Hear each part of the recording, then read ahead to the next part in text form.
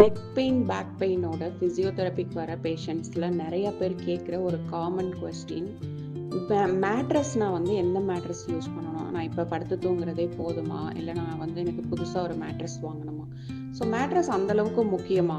நம்ம தூங்குற சமயத்தில் நம்ம யூஸ் பண்ணுற மெத்தை நம்மளுடைய இடுப்பு வலி, கழுத்து வலி இதெல்லாம் பொறுத்த வரைக்கும் அவ்வளோ ரொம்ப முக்கியமா அப்படின்னு பார்த்தா, நம்ம வாழ்க்கையில் ஒரு நண்பன் மாதிரி நம்ம மேட்ரஸை கம்பேர் பண்ணலாம்.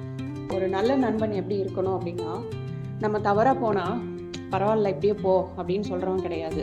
நம்ம தவறாக போகிறோம் அப்படிங்கிறத தெரிஞ்சதுக்கப்புறம் நீ பண்ணுறது சரியில்லை, இந்த மாதிரி ஒரு பாதையில் போ அப்படின்னு சொல்கிறவன் தான் உண்மையான நண்பன்.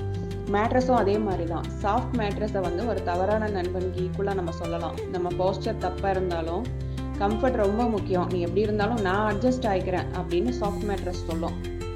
ராங் போஸ்டரை அக்செப்ட் பண்ணும், உடம்பு உள்ளுக்குள்ளே சிங்கின் ஆகும், முதுகு வளைஞ்சே இருக்கும். ரிசல்ட் என்னன்னா போஸ்டர் கரெக்ட் ஆகாது, பெயின் கண்டினியூ ஆகும். Firm mattress. So firm mattress அப்படின்னா 1/2 இன்ச்லேருந்து 1 இன்ச் வரைக்கும் நம்மளுடைய உடம்பை உள் வாங்குற மேட்ரஸ். அதுக்கு மேலே அது அமுங்கக்கூடாது, மேக்ஸிமம் 1 இன்ச்சு.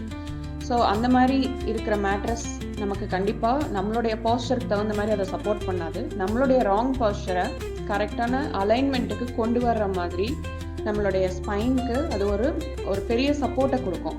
ஸோ ரிசல்ட் என்னன்னா போஸ்டர் கரெக்ட் ஆகும். ஸோ மேட்ரஸ் அப்படிங்கிறது ஒரு கம்ஃபர்ட், அதுக்கான ஒரு ஐட்டம் கிடையாது.